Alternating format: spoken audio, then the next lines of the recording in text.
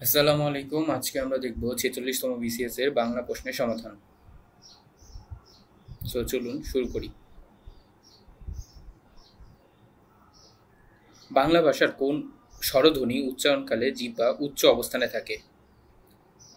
রস্যু। বাংলা শব্দ ভাণ্ডারে অনার্য জাতির ব্যবহৃত শব্দ হচ্ছে দেশি শব্দ। ধ্বনিবিজ্ঞান ও বাংলা ধ্বনিতত্ত্ব গ্রন্থের রচয়িতা কে? গ্রন্থের রচয়িতা হচ্ছে মোহাম্মদ আব্দুল হাই। বাংলা বর্ণমালায় যৌগিক স্বর কয়টি? বাংলা বর্ণমালায় যৌগিক স্বর হচ্ছে দুটি। নীলকর কোন সমাসের দৃষ্টান্ত? নীলকর হচ্ছে একটি উপপদ তৎপুরুষ সমাস। পেডাগোজি শব্দের পরিভাষা কি?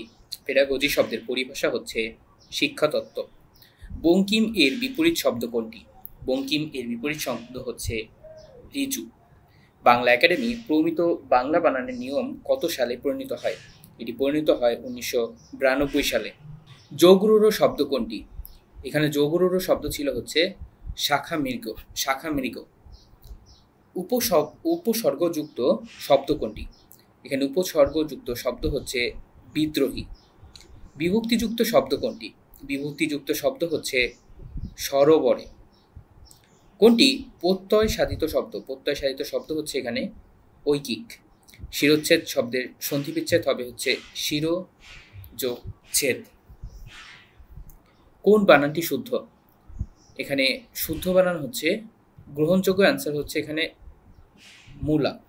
নদীর সমর্থক শব্দ কোনটি? নদীর সমর্থক শব্দ হচ্ছে তটিনী। চর্যাপদের কবিরা ছিলেন সহজখানি বৌদ্ধ। শূন্য পুরাণের রচয়িতা কে? শূন্য পুরাণের রচয়িতা হচ্ছে রামাই পণ্ডিত। বাংলা সাহিত্যের ইতিহাসে কাকিলা গ্রাম কেন উল্লেখযোগ্য? কাকিলা গ্রাম উল্লেখযোগ্য কারণ এই কাকিলা গ্রামেই শ্রীকৃষ্ণ কীর্তন কাব্যের প্রাপ্তিস্থান। এখানেই 1909 সালে শ্রীকৃষ্ণ কীর্তন কাব্য যেটা পাওয়া যায়। যে সবে বঙ্গের জন্মি হিংসে বঙ্গবাণী, সে সব কাহার জন্ম নির্ণয় না জানি। কবিতাংশটি কোন কাব্যের অন্তর্গত? এটি হচ্ছে বিখ্যাত নূরনামা কাব্যের অন্তর্গত। আলাওল কোন শতাব্দীর কবি? আলাওল ছিলেন হচ্ছে সপ্তদশ শতাব্দীর কবি। কোন বাংলা গানকে ইউনেস্কো হেরিটেজ অফ হিউম্যানিটি অভিধায় ভূষিত করেছে? এটি হচ্ছে বাউল গান। রঞ্জন চরিত্রটি রবীন্দ্রনাথ ঠাকুরের কোন নাটকে? এটি হচ্ছে রবীন্দ্রনাথ ঠাকুরের বিখ্যাত নাটক রক্ত কবরীর একটি চরিত্র। তৈল প্রবন্ধটি লিখেছেন কে? তৈল প্রবন্ধটি লিখেছেন হচ্ছে হরপ্রসাদ শাস্ত্রী।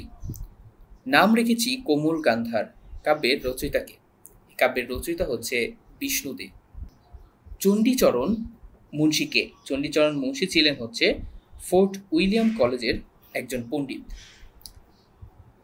রত্ন পরীক্ষা গ্রন্থের রচয়িতা কে? রত্ন পরীক্ষা গ্রন্থের রচয়িতা হচ্ছে ঈশ্বরচন্দ্র বিদ্যাসাগর। অমন রমজানের ওই রোজা শেষে এলো খুশির ঈদ গানটির রচয়িতা কে? গানটির রচয়িতা হচ্ছে কাজী নজরুল ইসলাম। শামসুর রহমানের রচিত উপন্যাস কোনটি? এখানে রচিত উপন্যাস হবে হচ্ছে অদ্ভুত আধার এক। অনেকে রৌদ্র করটিতে দাগিয়েছেন। রৌদ্র করটি হচ্ছে শামসুর রহমানের একটি বিখ্যাত কাব্যগ্রন্থ। সেলিম আল দিনের নাটকে অনুসৃত শিল্পতত্ত্ব কোন ধরনের? এটি হচ্ছে দ্বৈতবাদ। স্বর্ণকুমারী দেবীর পিতার নাম কি? স্বর্ণকুমারী দেবীর পিতার নাম ছিল হচ্ছে দেবেন্দ্রনাথ ঠাকুর। ভীষ্মদেব খোসন বিষ বঙ্কিমচন্দ্র চট্টোপাধ্যায়ের কোন গ্রন্থের চরিত্র?